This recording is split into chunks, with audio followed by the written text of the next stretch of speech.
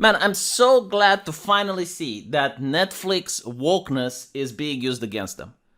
Because they just can't help it. So whenever Netflix does a historical TV show, they can't just keep with the facts. Like, they can't just have a team of historians that researches the subject and then tries to make like the most accurate representation on television. No, no, no. What they need to do is to have a team of wokeness that injects wokeness into the history. And it makes the shows very cringy. It makes the shows very difficult to watch.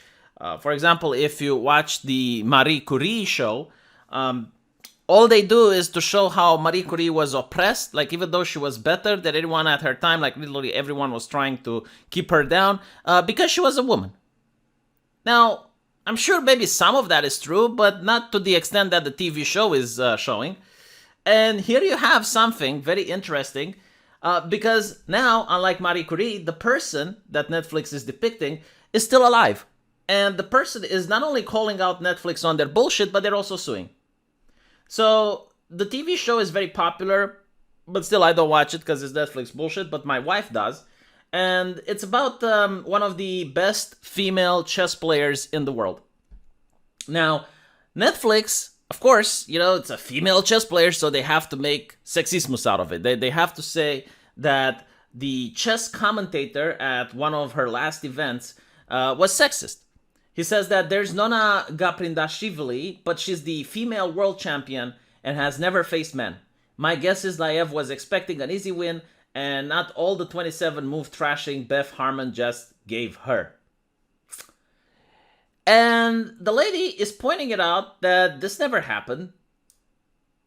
And she's also pointing it out that the actual history is that she was a pioneer of women's chess and much loved icon in her native country of Georgia, and throughout her extraordinary career she won many championships, beat some of the best male chess players in the world, and was the first woman in history to achieve the status of international chess grandmaster among men. Right? So Netflix, by pushing the wokeness into this, completely delegitimizes her achievements, in fact ignores many of her achievements, and tries to turn this and tries to actually shame the chess community into making them look like misogynist pigs.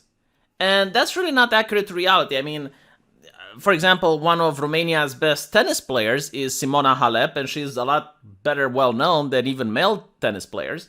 And everyone loves her, men and women alike.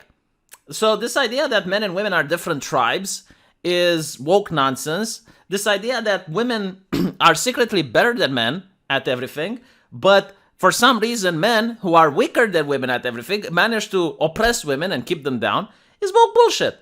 And I'm so glad to see that this person who's still alive is suing Netflix. Now, is she going to win?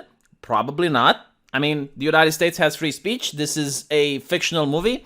Maybe she can win like a civil lawsuit if her contract, stated that yes, they can use her image, but they need to be accurate or whatever. I don't know about that. But when it comes to defamation, she's probably not going to win. However, the reason she is suing is one of the reasons many of these progressive companies get sued for anti-progressive behavior. I don't know if you noticed, but for example, feminist companies get sued for sexismus, misogynismus, harassmentismus, and progressive companies that are championing diversity, they get sued for racismus. And the reason for it is that the activists that do the lawsuit most of the time, sometimes they're in the right, but other times they realize, okay, if the company is willing to pay so much money in order to put on this facade where they pretend that they care about these issues, they wouldn't like a lawsuit against them. It makes them look bad. So maybe they can settle. And this is what usually they hope for the company to just settle to make the lawsuit go away and not appear in the papers. And the way they do this is that once they settle, usually like the company will give money and say, all right, but you're not allowed to talk about this ever.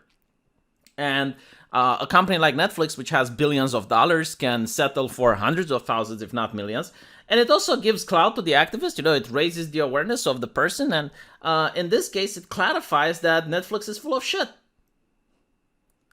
So apparently, she competed with nearly 60 men at the time of the episode. I mean, it's absolutely ridiculous to believe that a master level chess player would not have competed with men ever. I mean, it's chess, it's not a physical sport, a physical activity. So Netflix brazenly and deliberately lied about her achievements for the cheap and cynical purpose of heightening the drama by making it appear that it's a fictional hero had managed to do what no other woman, including this chess player, has done. The suit reads, it further adds that the allegation that Gaprindavi has never faced men is manifestly false, as well as being grossly sexist and belittling. She also took issue with the Queen's Gambit depicting her as Russian, even though she's from Georgia, which suffered under Russian domination when part of the Soviet Union. It had been bullied and invaded by Russia thereafter. So again, you're making a movie about historical events, and instead of focusing your energy in making it as accurate as possible, you're trying to make it about wokeness. And not only that, like most people and most teenage people who watch this movie, in fact, like my mother and my wife who also watch this, they literally believe everything they see. And it annoys me when I have friends calling me up and saying, hey, yeah, you should check this movie on Netflix, or you should check that because, they like history and they're like, you're going to love this. And I'm like, no, anything historical on Netflix is garbage. I'm not touching it. It's not history. Read a goddamn history book. I know it's more boring, but at least it's accurate. So, based on the novel with the same name, Anya Taylor, an orphan chess prodigy who rises up the top of the male-dominated chess world in the 1950s and 60s, shortly after in the debut 2020, it's confirmed it would be watched by over 62 million households. So 62 million people are led to believe a false narrative. I'm glad that Netflix is getting sued. Again, I don't watch this TV show. Hopefully I don't get any of the characters mixed up. I'm pretty sure like some people in the comment sections are raging. But you probably got the article, and I really am interested to see if Netflix is going to settle. I wouldn't be surprised if they actually do. Let me know what you think, and I'll see you guys in the comment section. Take care.